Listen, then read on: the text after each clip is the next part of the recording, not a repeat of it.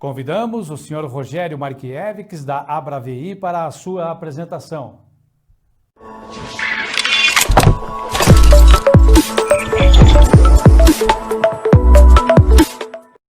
Olá, meu nome é Rogério Markiewicz, sou arquiteto urbanista e atualmente sou o presidente da Abravi, Associação Brasileira dos Proprietários de Veículos Elétricos Inovadores. Desafios dos proprietários de veículos elétricos no Brasil. Eu sou o Rogério Markiewicz, arquiteto urbanista e diretor da MKZ Arquitetura. Também, hoje em dia, sou conselheiro do Conselho Federal de Arquitetura e Urbanismo do Distrito Federal, presidente das associações de empresas de arquitetura, também de Brasília, diretor técnico da ADEME e membro da CPCOI e CCPPTM, que são entidades ligadas ao governo para desenvolvimento da cidade. Mas o meu objetivo aqui hoje é a minha função como cofundador e presidente da Abravi, Associação Brasileira de Proprietários de Veículos Elétricos Inovadores. E estou aqui exatamente para contar um pouquinho desse meu dia a dia, desse desafio nosso em formar essa associação e divulgar a mobilidade elétrica no Brasil. Quando a gente fala de carros elétricos, a gente imagina coisa inovadora, coisa moderna, que estamos à frente do nosso tempo, né? Mas, na realidade, a história é bem mais antiga, né? A gente está falando do início do século XX, final do século XIX, onde conviveram por muito tempo com veículos a combustão e veículos elétricos. E por questão de mercado, interesses ou facilidades, o que for a época, o veículo a combustão desenvolveu muito mais e tomou o espaço e decretando a morte naquele momento do início do século, até 1920, 25, teve a morte desse veículo elétrico, né? Mas também nós temos uma outra realidade, não tão muito longe, né, que a gente tem no Brasil, né? Na década de 70, a empresa Gurgel começou experiências e a ter, até em série, veículos elétricos. Então, é com muita felicidade que a gente vê que nós temos uma história compartilhada já de desafios, de modernidade, associada à mobilidade elétrica. E a nossa história ainda está evoluindo, né? E agora começando a tomar corpo de o que é a atual mobilidade elétrica sustentável que a gente tem no Brasil. Adoraria que uma visão dessa fosse aqui no Brasil. Está na cara que não é, né? A gente vê claramente que é na Europa, né? Uma realidade de vários carros elétricos estacionados na rua, sendo abastecidos, mas não é a nossa realidade, infelizmente. Adoraria falar que esse slide é aqui, e teremos isso algum dia. A nossa realidade também não precisa ser como do nosso associado Macedo, do Mato Grosso, que é um pioneiro em todos os sentidos da palavra, que roda todo o estado e roda o Brasil com um carro 100% elétrico, no caso o BMW i3, e é essa a realidade do dia a dia dele, mas não quero isso para o nosso país. Acho que a nossa realidade, ela pode ficar muito mais nesse outro slide, que é um centro empresarial em Brasília, né, que tem 6 vagas para carros elétricos, no caso tem até o meu carro estacionado ali sendo abastecido, para ser a realidade que a gente quer compartilhar, que a gente quer começar a viver aqui no Brasil. Mas o desafio começou em 2014, quando a BMW lançou o primeiro modelo 100% elétrico comercializado no Brasil, né? Nesse momento, desconhecimento geral, ninguém conhecia nada de carro elétrico, víamos em filme, escutávamos alguma coisa, líamos um pouco literatura a respeito, mas conhecimento nem a própria BMW tinha e nem os consumidores final tinha ideia do que estava comprando, né? Nesse momento aí tivemos uma ideia e fundamos a Associação Brasileira de Proprietários de Veículos Elétricos Inovadores. Isso foi em maio de 2017, após vários anos que vários componentes associados já tinham veículos elétricos e trocávamos informação. Informação essa que hoje em dia temos um belo banco de dados, te garanto que é o banco de dados mais com maior credibilidade no Brasil a respeito de veículos elétricos, muita informação, que no início, infelizmente, né, com poucos associados, e basicamente associados com o BMW 3. Quase que era um grupo de BMW 3 nesse início. Com raríssimas exceções, com híbridos plug-in, como podem ver na foto aqui, um Mitsubishi Outlander e uma Volvo XC90 híbrida plug-in. Mas basicamente era um grupo de propriedade de 3 querendo entender o que era uma mobilidade elétrica, tentando entender toda a dificuldade que nós tínhamos, né, para se ter um carro elétrico. E nesse momento de juntar esse grupo associado, querendo compartilhar informações, na realidade nós formamos um grupo de amigos, basicamente isso, com a mesma atitude, uma atitude sustentável, uma atitude de quem quer divulgar tecnologia e quem compra essa ideia de mobilidade elétrica sustentável. Então esse grupo a gente foi divulgando, foi aumentando. Hoje em dia nós temos mais de uma centena de associados, mas o principal é analisar qual que é a dificuldade maior que nós temos, além de informação, de promover a mobilidade elétrica, os veículos elétricos no Brasil. Qual que é a dificuldade para tomar conta, começar, se tornar mais popular, mais do dia a dia das pessoas? Menor dúvida, o primeiro ponto é preço. Infelizmente, o carro elétrico ainda é um veículo caro, comparado com o mesmo carro da mesma categoria a combustão. É um veículo caro. E tem um segundo item que é importantíssimo, além do preço, que a tendência é cair, né, já caiu bastante nos últimos anos, a tendência é continuar caindo, mas tem um fator preponderante nessa ainda pouca divulgação da mobilidade elétrica. É o consumidor tentar associar o veículo elétrico aos velhos hábitos, né? Você possuir um veículo elétrico é completamente diferente de ter um carro a combustão, né? No que se refere ao seu dia a dia, né? A sua maneira de possuir e abastecer um carro, não na direção em si, que é a mesma coisa. Mas, por exemplo, quando a gente vê um posto de recarga no shopping center, que é muito comum hoje em dia, no supermercado, pelo menos inicialmente assusta, né? Ver uma máquina daquele tamanho, eu vou ter que ter uma coisa dessa para recarregar meu carro. Não, a gente tem que mostrar que você tendo uma tomada simples em casa, resolveu, né? Você já tem o seu posto de abastecimento em casa com uma tomadinha simples, né? Lógico, requer a mudança de hábito. Eu não posso estar imaginando que eu vou estar andando de carro, vou parar, vou abastecer. Não, porque vai demorar, né, para conectar o carro e esperar o abastecimento. É exatamente ao contrário. A gente brinca que carregar um carro elétrico demora exatamente 5 segundos, porque você vai usar um carro elétrico como você usa um celular.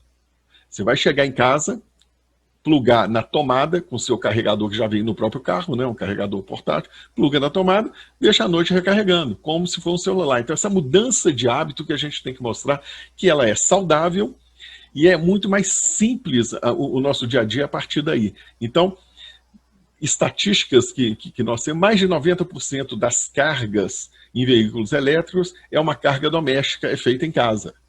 Então não precisa de carregador na rua. Precisa sim, é muito bom. A gente chama, inclusive, de recarga de conveniência. Essa recarga de conveniência se eu vou numa reunião, num centro empresarial, que tem uma vaga para carro elétrico, que ótimo, eu vou ter essa reunião, vou sair com meu tanque cheio, usar esse termo aqui. Eu vou no supermercado, faço minha compra, saio com o tanque cheio.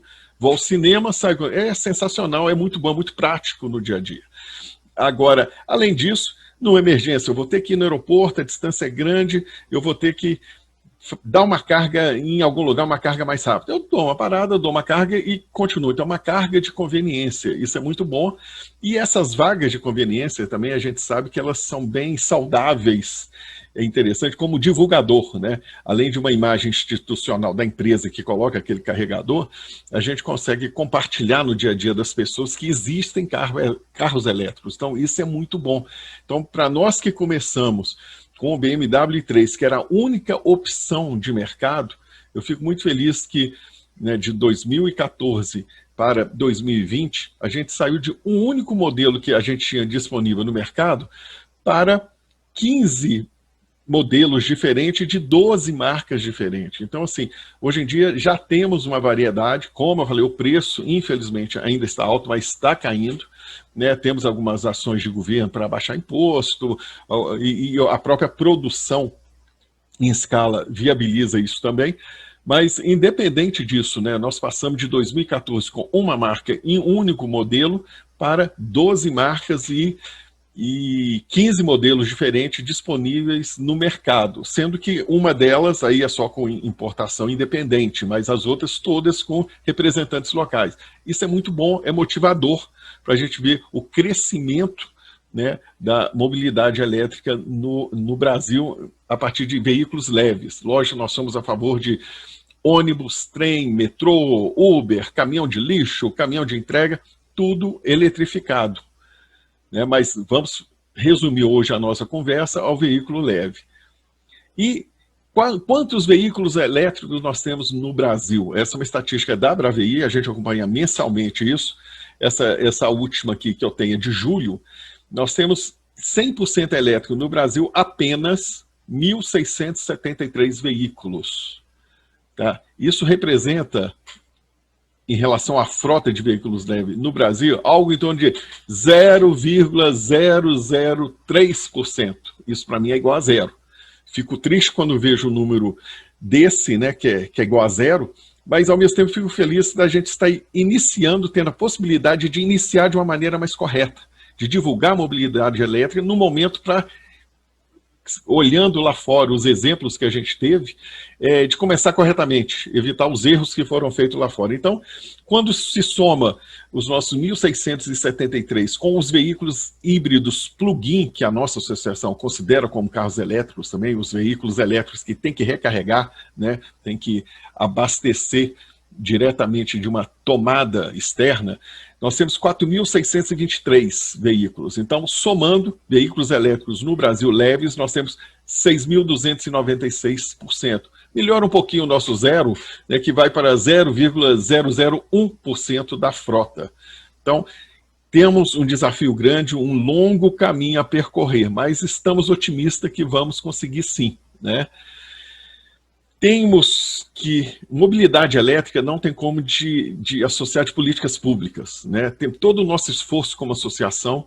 Nós somos uma associação sem fins lucrativos, somos uma associação sem vínculo com nenhuma fábrica de automóveis. Nós aceitamos só associados, pessoas físicas e pessoas jurídicas, sem vínculos com montadoras. Por quê? Queremos permanecer isentos, autônomos para criticar, contribuir com esse mercado. E somos reconhecidos por isso, né? Várias vezes nós já fomos chamados em fóruns do governo, em fóruns maiores, como o próprio Rota 2030, que teve há poucos anos atrás, representamos consumidores, e hoje em dia nós fazemos parte da PNME, que é a Plataforma Nacional de Mobilidade Elétrica, também vinculada ao governo federal, que escuta os consumidores. Isso é muito bom a gente poder contribuir. Mas, voltando às nossas políticas públicas, já aos poucos está evoluindo, né, essa política pública. O primeiro foi lá atrás, né, com a isenção de taxa de importação de 35%. Quando isentou, se não me engano, aqui por volta de 2015, 2016, essa taxa de importação caiu em 35%, já essa alíquota, que foi muito benéfico para o veículo elétrico. Temos, por política de governo estadual, algumas isenções ou incentivos para veículos elétricos, né? Temos isenção em vários estados, né? E alguns incentivos em alguns estados. Isso é muito bom. Não é que quem vai comprar o carro elétrico está dependendo disso, mas é um incentivo para começar a fechar conta, né, da economia do carro elétrico, com o preço elevado dele, com mais alguns incentivos. Então, no dia a dia, eu rodo alguns quilômetros, eu começo a fazer a conta e começo a fechar. É um estímulo, né? E é o momento certo para se fazer esse tipo de estímulo, porque, como eu mostrei, a nossa frota é igual a zero. E abrir mão ou incentivar zero é muito fácil. A gente não está abrindo mão de recursos, mas vai estar incentivando um público a ter acesso a esse tipo de veículo. Então, é muito bom.